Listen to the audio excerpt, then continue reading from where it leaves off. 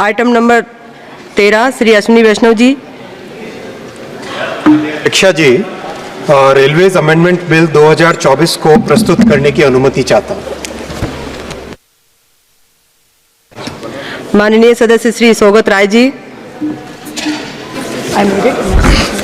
Sir, madam, मैं ये railways act 2024 railways amendment act इसको विरोध करता हूँ।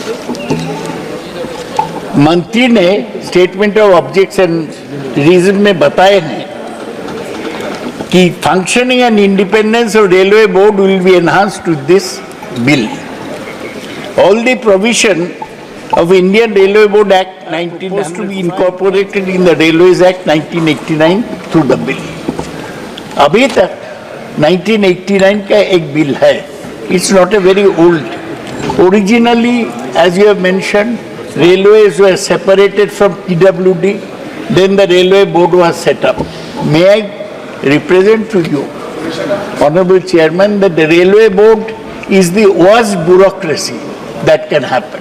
It is inflexible, unable to take timely decision, and unable to give relief to the people of this country.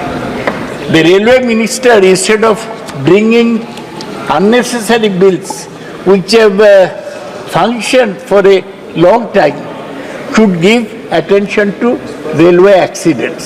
He himself was present when the railway accident took place at Balasore. He was present when again the Kanchenjunga Express rammed into a stationary goods train. The whole question is, what is the railway doing about safety of passengers on railways? The railway minister has introduced Vande Bharat trains. Good. They take you fast. ये हाथ मत दिखाइए. When I oppose something, I can bring all the points. आपका ये railway board ये fail to control accidents. आप इसको ज्यादा पावर देने से क्या होगा? माननीय मंत्री जी श्री अश्विनी वैष्णव जी। माननीय अध्यक्ष जी, अभी मुझे लगता है कि प्रोफेसर सौगत राय जी के पास शायद काम की बहुत कमी है, इसीलिए बहुत ही कोई भी सुपरफ्लुअस ऑब्जेक्शन लाना इनके पास मजबूरी है, काम नहीं होगा। आप अपनी पार्टी से भी निवेदन करें, ज़्यादा काम लाएं। मैं विषय पे आता हूँ, इस बिल की ज़रूरत क्यों है।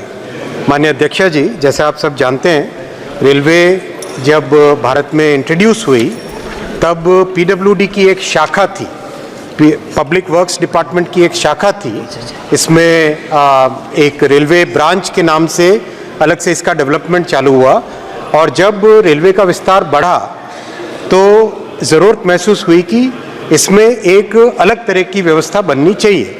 इसीलिए 1905 में जब बहुत सारे प्रिंसली स्टेट्स और दूसरी कई संस्थाएं जिन्होंने रेलवे के नेटवर्क को बढ़ाने का काम किया, तो एक रेलवे बोर्ड की व्यवस्था आई।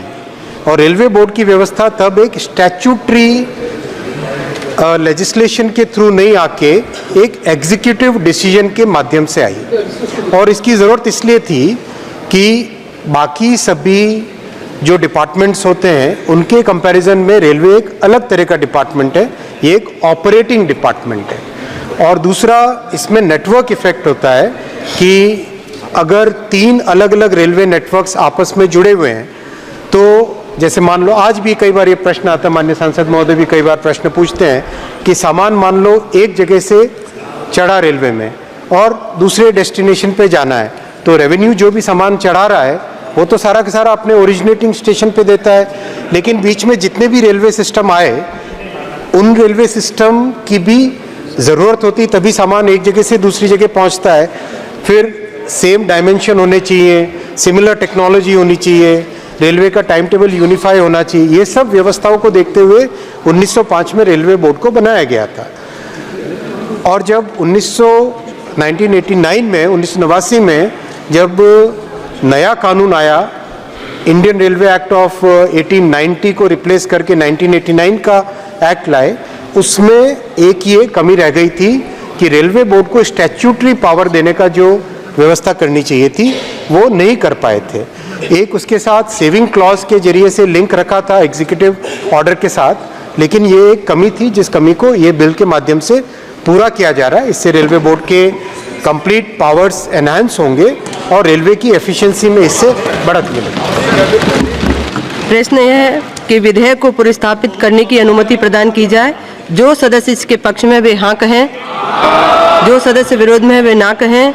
मेरे विचार में निर्णय हाँ वालों के पक्ष में हुआ, हाँ वालों के पक्ष में हुआ, अनुमति प्रदान की जाती है। माननीय मंत्री जी। माननीय अध्यक्षा जी, विधेयक प्रस्तुत करता हूँ। आइटम नंबर 9, माननीय मंत्री माननीय सदस्य वैजयंत पांडा जी। महोदया, मैं निम्नलिखित प्रस्ताव पेश करता हूं कि यह सभा 8 अगस्त 2024 को सभा में प्रस्तुत कार्य मंत्रणा समिति के तीसरे प्रतिवेदन से सहमत है। प्रश्न यह है कि यह सभा 8 अगस्त 2024 को सभा में प्रस्तुत कार्य मंत्रणा समिति के तीसरे प्रतिवेदन से सहमत है। जो सदस्य प्रस्ताव के पक्ष में वो हाँ कहें, जो सदस्य प्रस्ताव के विपक्ष में है वे ना कहें।